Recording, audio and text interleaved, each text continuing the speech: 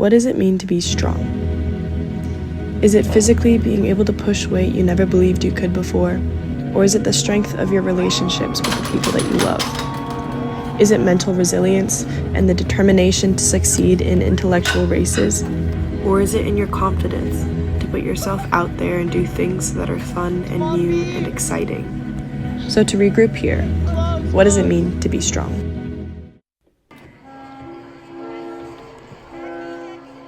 Ever since I was little, I've loved doing so many different things.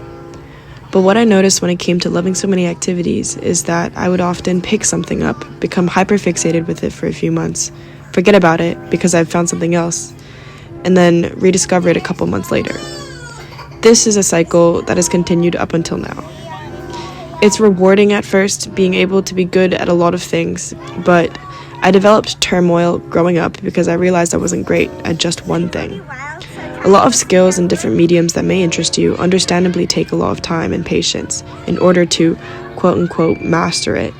And with my habit of starting and stopping so often, I never could really stick to one thing. I developed a lot of insecurity because I was prone to comparing myself, although no one was ever competing with me. This is why in 2022, where I recognized lifting as something I could do for fun, it became an obsession.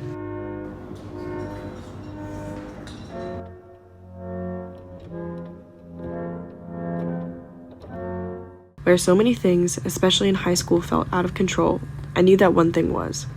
To some extent, your grades, relationships, sports, and family are in your control, but like many of us have experienced, there are always extraneous factors that may switch things up. But when it came to lifting, I learned very quickly that whatever effort you put in always had a reward coming out of it. This feedback was primarily constant and visible.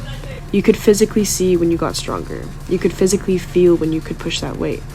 It was like a dopamine rush every single week. I first started lifting in 2022, and God knows what I was doing. But I quickly got the hang of it. When I hit my first milestone, deadlifting 100 kg, I felt like I had discovered something incredible. It finally clicked that if I stuck to this, I could really get strong, do something that was good for my body, and be proud of myself for staying consistent. Soon, 100 kg for 1 rep max became part of my warm-up weight, and I was able to push weights that I wouldn't have even imagined I could in retrospect. The first lesson I learned was how to fail. My biggest goal when it came to lifting was being able to bench 1 blue plate, which is 60 kg, squat 2 reds, which is 120 kg, and deadlift 3 reds, which is 170 kg. I've been able to accomplish 2 of these goals, which I'm extremely proud of, but nonetheless, those successes did not come without failure. I think I failed my bench over 10 times, my squat multiple times, and deadlift I hit so many roadblocks with I can't even begin to count.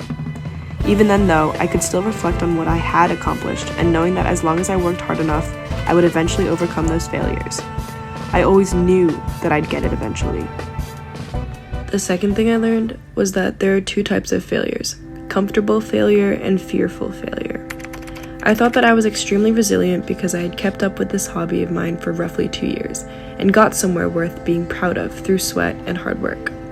I got to a point where I was lifting numbers that could be nationally recognized competitively, and so I set out a goal: compete in May and document it.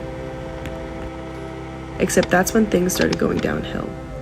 I think that because exercising and fitness is objectively seen as a behavior that is good for your health, I didn't consider that it could carry the same side effects of any obsessive hobby. I read somewhere an article title, which was, "Can exercise be a form of self-harm?" I wouldn't push to say it was self-harm per se, but I recognized the self-destructive behaviors I developed. Micromanaging what I ate by being overly concerned about how much protein I was getting in. Constantly thinking about the numbers I was pushing and feeling excessive guilt over missing a day in a block. Constantly worrying about my performance in the future, and all of this boiled up to a point where it stopped being something I enjoyed and more something I felt like I had to prove. And now we're back to square one, where I've developed a hyperfixation and I'm comparing myself to expectations where no one was ever competing with me. And I know it kind of seems silly talking so seriously about basically being in the gym, but I think my behaviors and insecurities ran deeper than that. I've realized that I never learned nor could overcome fearful failure. The type of failure where you don't have anything to fall back on. I used the gym to compensate for the other parts of my life where fearful failure came in, where you're embarrassed and ashamed if you do fail. You don't know if you'll overcome it, and I had a lot of that in my life with university, academics, friendships, relationships, and more. I avoided, and avoided until my obsession became also a fearful failure that I wasn't ready to find balance with.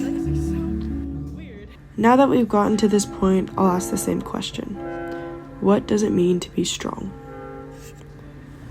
Over the past 6 months of lifting, not lifting, and letting other things I enjoy and love equally as much as lifting to fill in, I realized being strong is to have courage. I know this seems ambiguous and vague, but to be strong, it is to really have the courage to approach the things in your life with acceptance of the counterparts to failure. Embarrassment, shame, and fear.